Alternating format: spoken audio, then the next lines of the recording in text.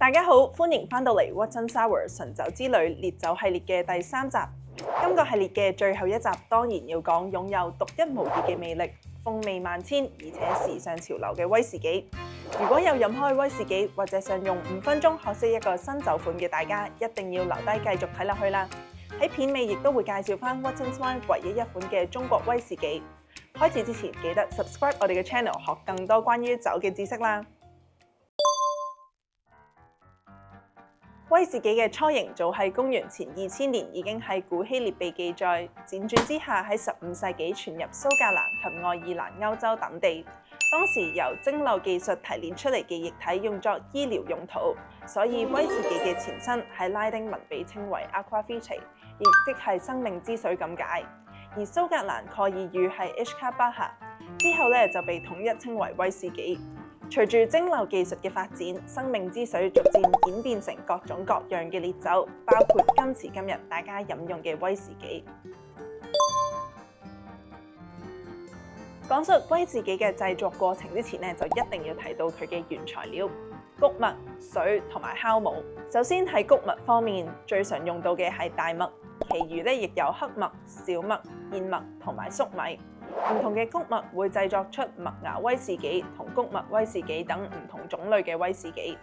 水同樣亦都對釀造威士忌方面十分重要，因為冇水就製作唔到威士忌。而優質嘅水源亦係會影響到威士忌嘅風味同口感，所以大家會見到好多優質嘅威士忌釀酒廠附近都係天然嘅水泉。收集好原料之後我哋就可以開始製作威士忌。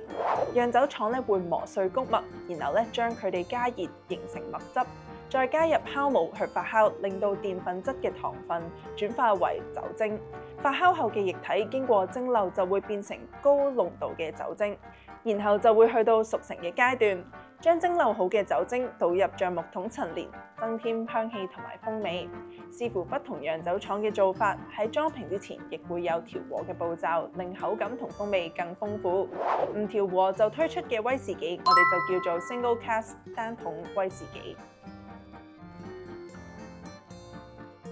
唔同地方會有唔同嘅法例規定製作威士忌嘅步驟，例如係用嘅橡木桶或者陳年嘅時間，最後釀造出不同種類嘅威士忌。除咗根據原料、製造方式去分類威士忌，我哋亦都可以用生產地區去區分，包括美國同蘇格蘭兩大類別。但今日我哋就想着重講返威士忌近年喺中國嘅發展。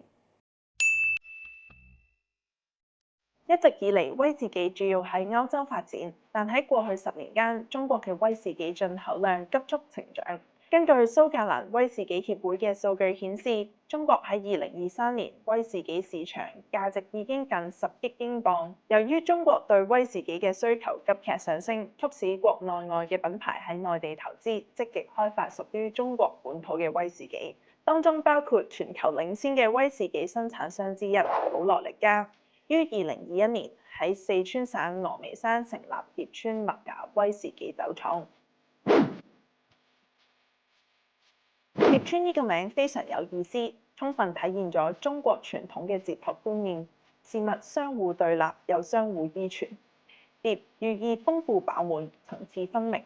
川象徵嚟自四川，兩個字嘅組合演繹出峨眉嘅山同水、威士忌嘅青同烈，以及酒廠建造嘅瓷同木。疊川喺釀酒嘅過程中，亦將中西合璧，將不同地方最優質嘅材料混合釀成呢支嘅威士忌。當中喺大麥挑選方面，疊川混合咗中國及歐洲最優質嘅大麥，令到成品可以保留傳統蘇格蘭威士忌濃郁醇厚嘅味道，又可以增添中國大麥充滿堅果同埋麥芽嘅香氣。喺水源方面，峨眉山全年雨水充沛，雨水連同融雪水由山頂流落嚟，經過石灰岩天然過濾，形成富含礦物質嘅優質水源，水質清澈甘甜，成為疊川威士忌嘅味覺基本。喺陳釀威士忌方面，疊川混合咗3個國家嘅橡木桶，包括嚟自美國嘅 Bourbon Cask， 賦予咗威士忌優雅嘅香草同果香，並提升順滑口感。